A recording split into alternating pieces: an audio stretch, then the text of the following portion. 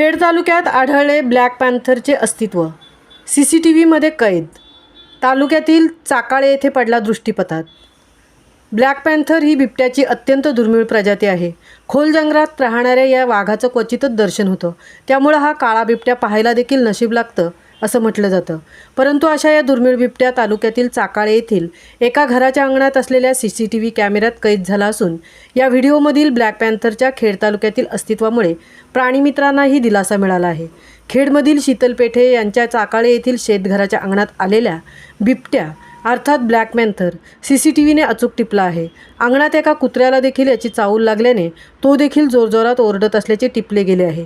या व्हिडिओने मात्र खेड तालुक्यातील ब्लॅक पॅन्थरच्या अस्तित्वाने ही प्रजात तग धरून आहे हे मात्र अधोरेखित झाले आहे.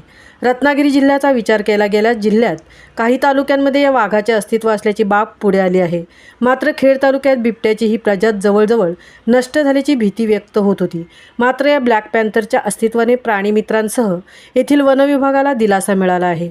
नष्ट झालेली प्रजात पुन्हा उभारी घेत असल्याची बाब या निमित्ताने स्पष्ट झाली आहे.